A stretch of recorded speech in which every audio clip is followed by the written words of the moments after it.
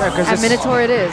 It was hovered over already, the Minotaur. I didn't see it, so I would have just applauded your... Why are you peeking, Mirko? I gotta be honest with you. bro. I'm not peeking. The cameraman is, man. I'm just watching the screen, man. It's my job. But with the Minotaur pickup now, I understand it, right? There's the Barras, they want to go in. The Minotaur kind of stops them. Backline at least from jumping in, but Aura can very easily just pick up. Yeah, okay, never mind. I was about to say the export. Just remember that it was banned away. Something for Iran. The Gwyn? Does he play Benedetta? Benedetta. No win. It's gonna be Yu Zhong instead, so Jungle still roll. aggressive, but not as annoying in a split push context. And they go for the Valentina as well. Solid dive composition. Everyone moving forward right here. How will RRQ respond? Do they want to get some kind of tool for themselves? Yeah, I mean, Minotaur's already really good disengage, right? Really good counter engage as well. If Aura Fire want to dive. RRQ now, all they're lacking is that jungle position. At this point, I think a safe pick would be something like the Martis. Yeah. But we do have a comment here from Flap TZ. To be honest, I believe RRQ Hoshi is a strong team. However, they still need to focus and train more because they are still new and their chemistry is not yet solid. I agree with that. Yeah. But this is their journey. This is the journey that they need to go through, their arc. Well, you know, In Eterna, Rome wasn't built in a day, so... So if Aura wins this, does that mean that Oh. Rome will be built in a day? Because it took them a day to adapt from yesterday to today. That's true. But you know That's what is right. also true? Fredrin Jungle for RRQ. That is pretty true. I think it's a great pick. It provides that kind of quick shot engage potential, and Irad is lethal on this Fredrin. I'm just concerned about him trying to catch someone and everyone just flying away on the guiding wind, man. Nothing was gonna stop Aura from doing that. That's why I would have preferred the Martis. That's a fair point, Eterna. The Martis is scary though, right? Because from Aura they have so much damage already. If RRQ pick the Martis, it's giving away Decimate to Valentina, who can just execute everyone. We did see that as well from K's. That's how they were able to beat Gugun's Martis. It's tough. It truly is. So here it is, ladies and gentlemen, the deciding match. Will RRQ come back and move this to a best of 3 series? Or will Aura Fire be able to take this 2-0? Welcome to the Land of Dawn for game number 2 between the Red Dragons and the Soldiers of the Kingdom. The last time Aura were able to beat RRQ was in Season 10, ladies and gentlemen. This will be only their second time since Season 4. A long record for it to be shattered, but Irad and Fredrin clearing fast, we'll have to see. It's going for the concussive blast, which is a trend these days for the faster clear. Clearing just becomes that much more important these days. But Skylar, going with the Brave Smite, probably going for a tanky build instead. In the mid lane though, this trio is gonna be decisive in this, deciding who's gonna arrive on the fights faster. Ooh, the damage coming in from Octa though, like despite the maneuverability coming in from the Matilda, from Yaoi, and the fact that they can clear a lot quicker, Octa's damage is still there. It can't be denied in the mid lane. Well, in this game though, RRQ has a lot more tools to try and make plays happen in the early game. We already mentioned the combo between the Fredrin and the Valentina. It is absolutely lethal, and this means that Irad can be a lot more active here in the earlier levels instead of just power farming until the turtle spawns. Already going for an invade, but is he gonna get punished for it? Not yet. Oh, he just leaves it. Okay, he backs away knowing, spotting due to the information of his teammates, but now they're prepping for a trap here. I believe they do get spotted. Yeah, get a poke over towards Gogun, but the guiding wind just gets him to safety very easily. 3 QCs, by the way, for Aura. So, already on top of the guiding wind mobility, they're so mobile. And even for RRQ, by the way, again with the bold decisions here, no purifiers whatsoever. They feel like it won't be necessary. They're gonna just meet Aura with brute force, and now with the turtle already here, Aura once again are the ones proactively just looking for info, controlling. Black Dragon form, Yaoi already spotting everybody as well. Dawn trying to look for an angle to initiate Minion's Fury. That was stolen away, and now it's going to be Gugun who secures it. A Furious Dive and a Petrify, and now into the Detonators. Welcome, a beautiful combination of skills to lock Irad down. And that's exactly what they did. 1,000 gold lead already built up for Aura. 3 minutes in. Just 3 minutes. And Irad gets taken out in the first. That was really good execution coming in from Aura Fire. Interesting. That's painful because, you know, RRQ, they're intending on snowballing. They have two bargain hunters on their emblems right here, Brusco and Octa. They're trying to scale up and make the plays happen earlier on before it becomes a team thing, a 5v5 roaming squad kind of deal, because that's where it gets a bit more difficult for RRQ. For now, they can still try and play with the skirmishes, but look at YEAHHH on the Matilda, man. The fact that he can be so mobile yet so safe, especially with the Wilderness Blessing and the agility, he's just zooming around, getting info, getting shielding, getting damage.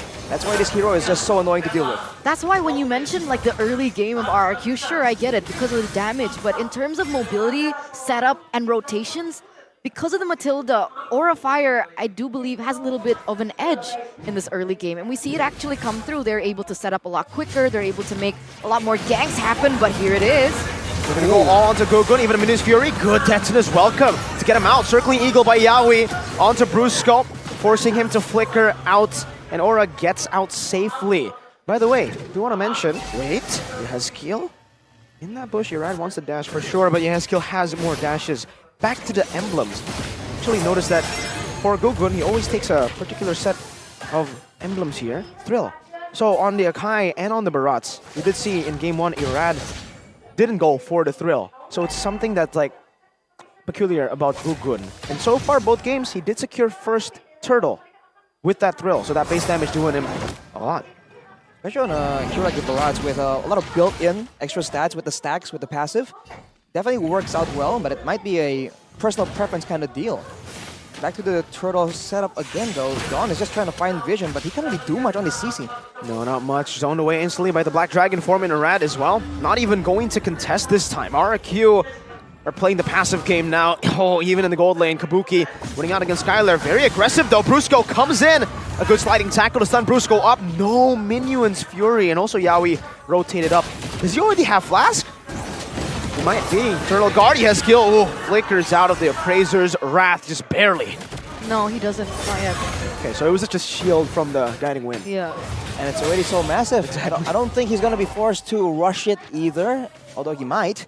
But again, the same issue for RRQ persists here in game number 2. The bulk of their engages are started by the Fredrin or by the Valentina, and none of them are just significant enough to actually secure the kill before they can fly out on the Guiding Wind. So now for RRQ, I think they have to just wait for the objective and then decide on save the resources for moments like that where they can for sure predict where Aura is going to be. Oh, YEAHHH's going back in. Or not. Or not. They're waiting for the time, they're waiting for that. Irad taunts in front of Praise. Oh my god, YEAHHH got deleted by Irad! A 3-man Minus Fury under the turret. Wow! A beautiful counter initiation from RRQ. And even a trade down below. Dawn, Octa flicker, terrifying, and a knockup too! An amazing read from Octa on this Vexana. Beautiful 3-4-0 trade with Dawn in the bottom lane as well. And it looks like RRQ are going to be able to munch their way in that top turret. And that's it. It's a momentum shift for RRQ Hoshi. It's one moment out of nowhere there. It's so ideal for them that YEAHHH was the first target. And man, E1 wasn't even that low, and he just immediately destroyed YEAHHH's health bar, man. He got basically one-shot by that Appraiser's Wrath, of course with the help of everyone else. But that is something that most likely will not happen again. YEAHHH will be on his toes this time. Definitely will. Skylar already picking up a next item here. But remember, Gugun is ahead in 1 level. Do they want to go for this? It looks like they do. Yeah, skill knocked up, has him in his fury right now. Irad Appraiser's Wrath again!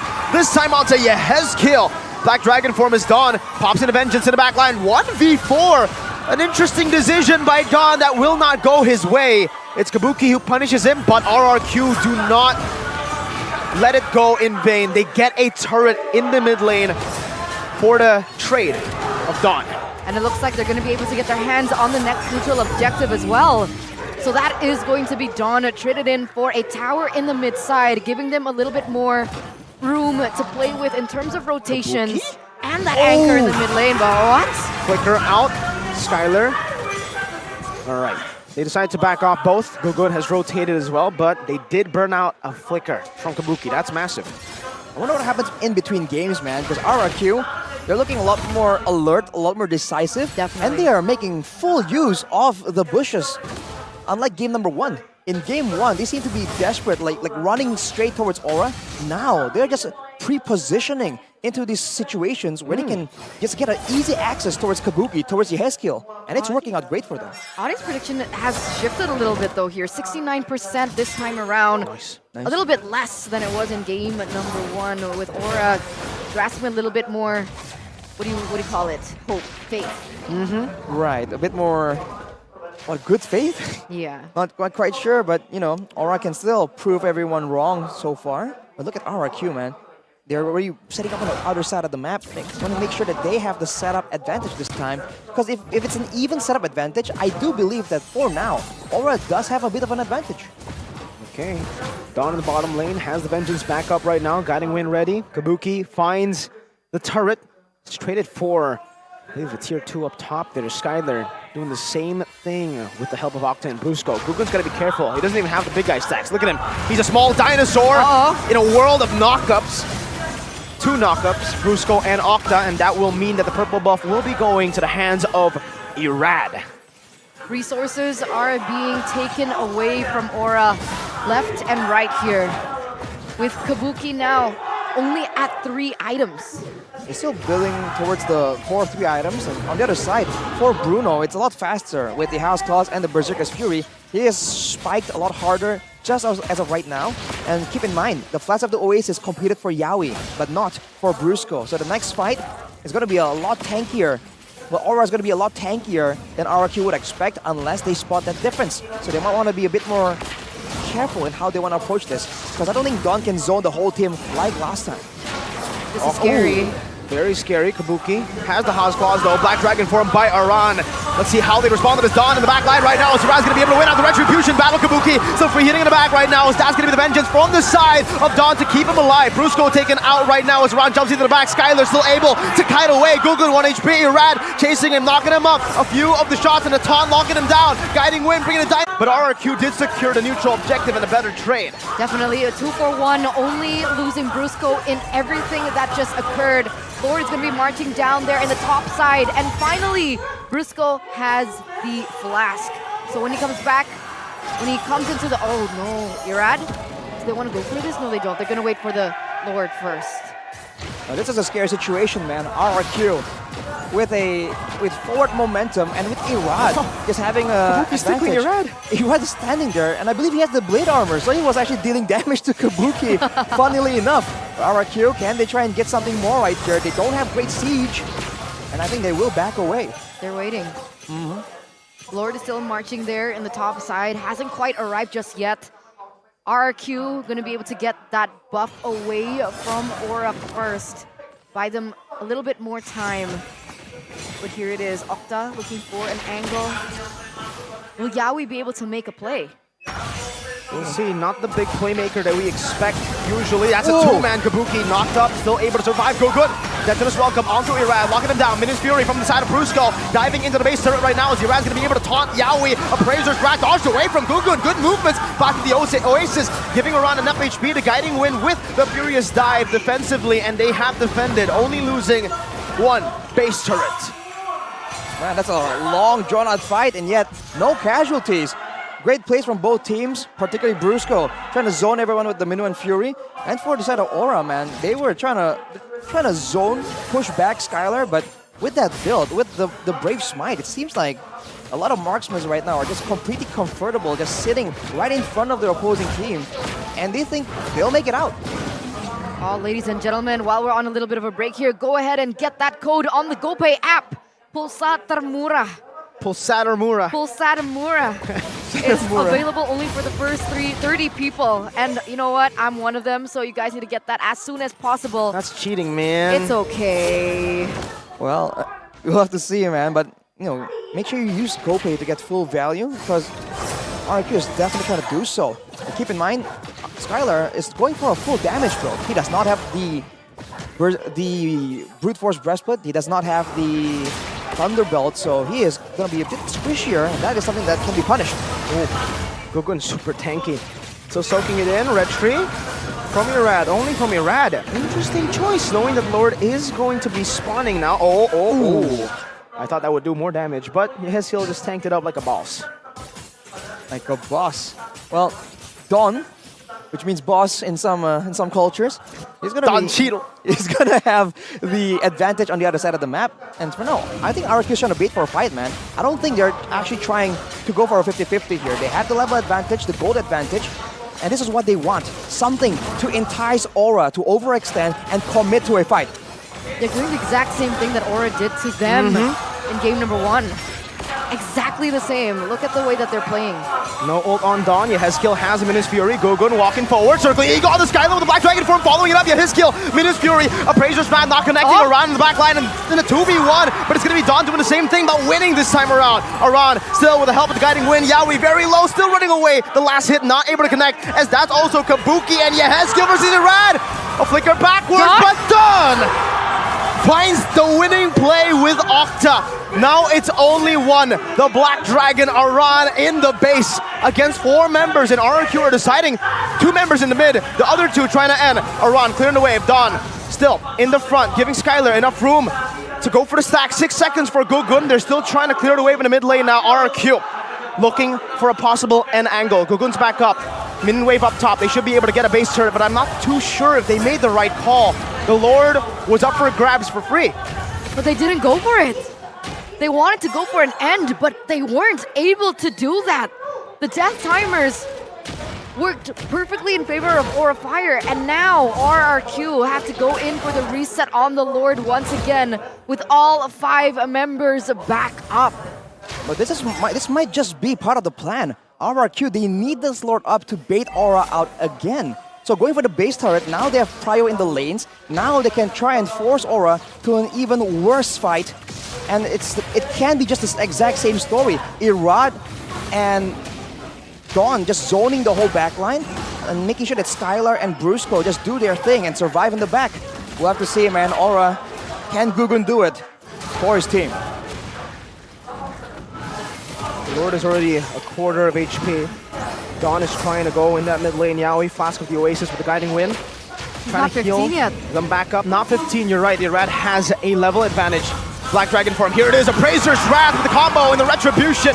Around in the back. Gugun trying to save the back line. Meanwhile, they're all trying to dive Kabuki. Irad in the front also with the Minions Fury used up by YEAHHH. Kabuki is still there, kiting away now with the Flask of the Oasis, but Yaoi sacrifices his life.